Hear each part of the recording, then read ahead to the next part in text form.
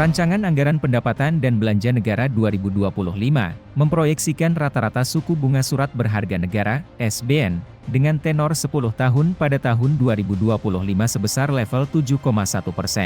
Proyeksi tersebut berada di atas perkiraan pasar.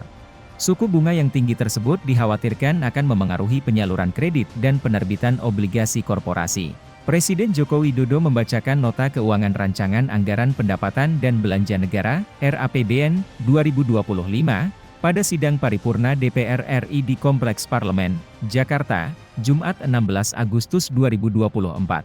Dalam pidatonya, ia menyampaikan asumsi dasar ekonomi untuk suku bunga SBN 10 tahun pada tahun depan. SBN diketahui menjadi sumber utang terbesar Indonesia.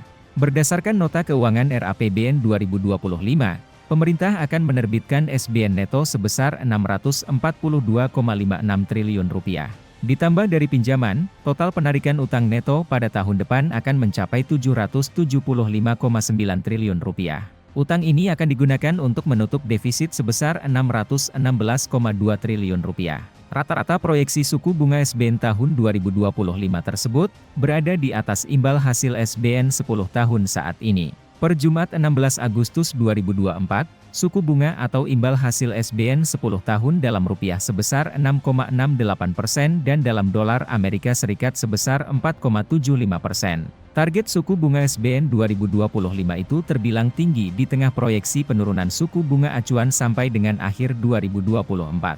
Sejumlah sekuritas juga memperkirakan imbal hasil SBN akan berada dalam tren menurun. Mandiri Sekuritas, misalnya, memperkirakan suku bunga SBN 10 tahun di rentang 6,4% sampai 6,6%. Sementara Manulife Asset Management Indonesia memperkirakan imbal hasil SBN ada di rentang 6,00 sampai 6,25%. Proyeksi itu didasarkan pada kepastian penurunan suku bunga acuan Bank Sentral Amerika Serikat, The Federal Reserve, paling cepat pada September depan. Suku bunga Amerika Serikat yang saat ini di level 5,5%, diperkirakan akan turun 100 basis poin hingga akhir tahun. Penurunan ini kemungkinan akan disusul suku bunga acuan Bank Indonesia. Wawan Hendrayana, Wakil Direktur PT Infovesta Utama, Lembaga Riset Pasar Modal, menjelaskan, secara makroregional, suku bunga acuan diprediksi akan menurun pada tahun 2025 dan umumnya akan diikuti penurunan imbal hasil SBN. Peningkatan imbal hasil dan besaran utang akan meningkatkan beban fiskal negara. Ekonom Institute for Development of Economic and Finance, INDEF, Eko Listianto, menilai, target suku bunga SBN ini tinggi karena pemerintah realistis melihat kondisi ekonomi global pada tahun depan, yang masih akan diliputi ketidakpastian. Pertanyaannya mengapa asumsi bunga SBN dipasang hingga 7%?